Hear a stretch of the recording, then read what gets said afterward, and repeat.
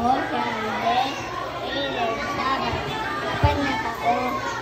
Bilang pinanganak ako noong September 14, 2019. Magandang buhay, mabuting tao. Ako po si Zenith Jendy A. Tomas, 5 taong gulang. Ako ay isang kindergarten. Naniniwala po ako na ang wika ang susi sa pagkakaisa at pag-unlad ng bayan. Maraming salamat po.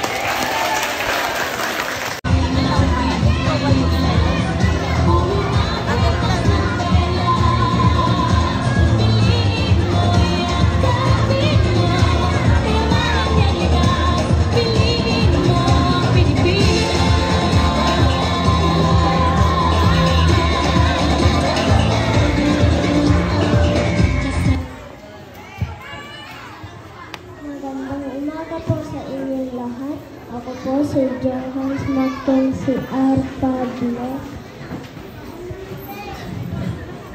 Nasa ika-unang baitang. Ang aking guro ay si Ginang Alberta Erital. May kasabihan po tayo, wikang pambansa. Bigkasin ng wasto, sariling salita.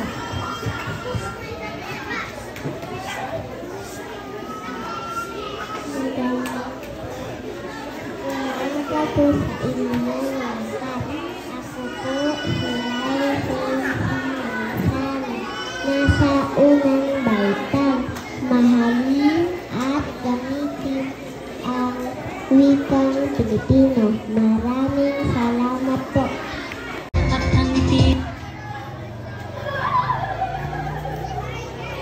Magandang umaga po sa inyong lahat.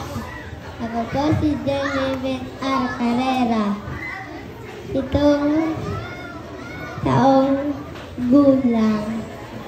Wala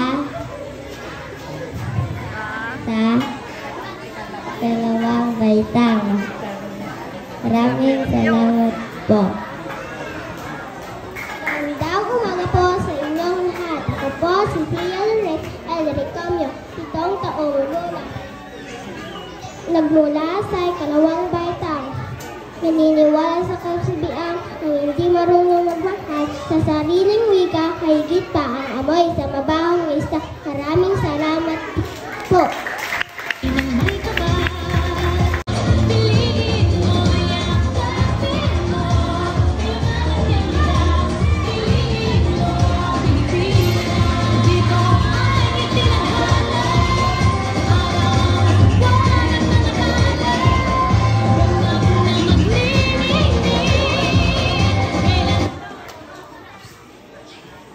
Magandang umaga po sa inyong lahat.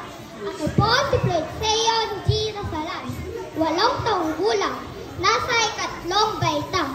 Sa pangangalaga ni Ginang Nancy M. Hilasio. May kasabihan po tayo ng hindi marunong magmahal sa sariling wika ay higit pa ang amoy sa mabahong isda. Kaya gamitin at mahalin natin ang wikang Pilipino!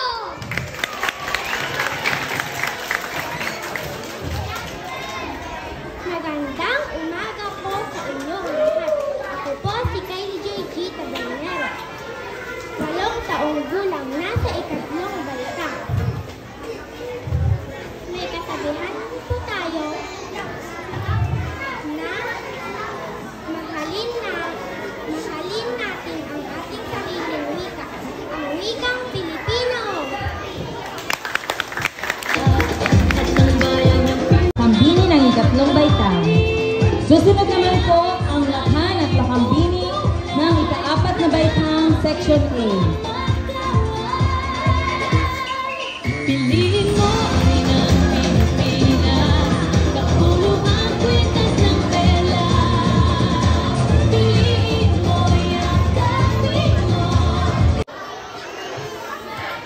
Isang mapagpalang araw po sa inyong lahat. Ako po si Maria Sherry Gutiniero. Nasa ika-4 na baitang Bonifacio, 9 na taong gulang. na ang wikang Pilipino ay dapat tangkilikin para sa ikaunlad natin. Maraming salamat po. Magandang umaga po sa inyong lahat. Ako po si Janry V. Ramos. Nasa ika-4 na baitang Bonifacio. May kasabihan po tayo, ang wika ay duyan ng karunungan at bayanihan. Mabuhay! Maraming salamat po. Magandang umaga po sa inyong lahat. Ako po si Mitch J. Tolentino. 10 taong gulang, nasa ika-4 na baitang Lapu-Lapu. At may kasabihan po tayong mahalin natin ang wikang Pilipino. Maraming salamat po. Magandang umaga po sa inyong lahat. Ako po si Zero LGBC Manuel. Ika-9 taong gulang, ika-4 na baitang, seksyon Lapu-Lapu. May kasabihan po ako, ipagbunyi natin at iwag ikahiya. Mahalin natin ang sariling wika. Salamat po.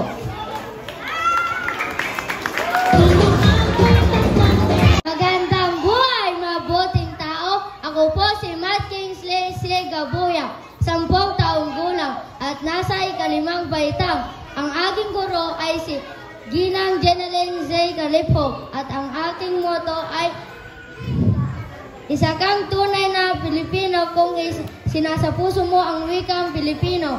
At ang aking ambisyon ay maging magiting na sundalo.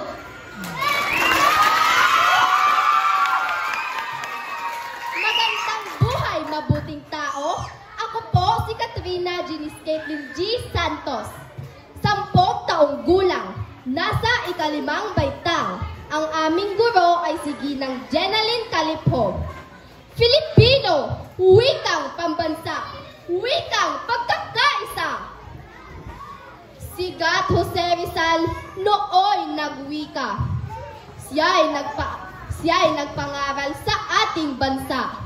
Ang hindi magmahal sa sariling wika ay higit pa sa amoy ng malansang isda.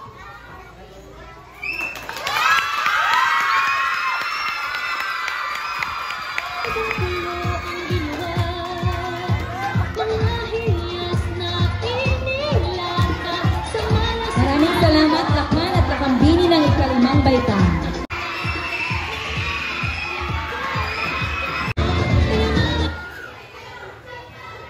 Magandang buhay, mabuting tao. Ako po si John Kian S. Arsiaga, 12 taong gulang.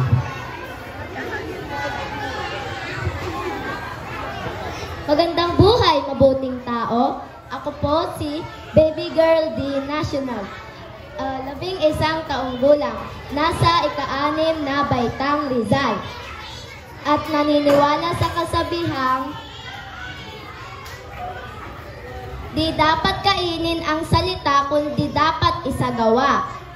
Ang wika natin, wag nating limutin. Yun lang po. Maraming salamat, Lakman at Lakambini. Ang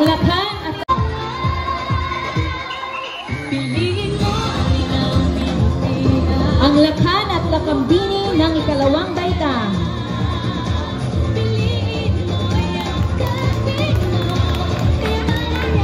Ang Lakhan at Lakambini ng ika-3 baitang.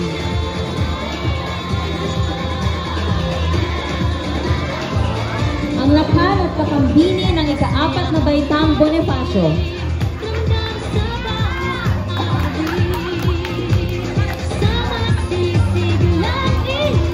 Ang Lakhan at Lakambini ng ika-4 na baitang Lapu-Lapu.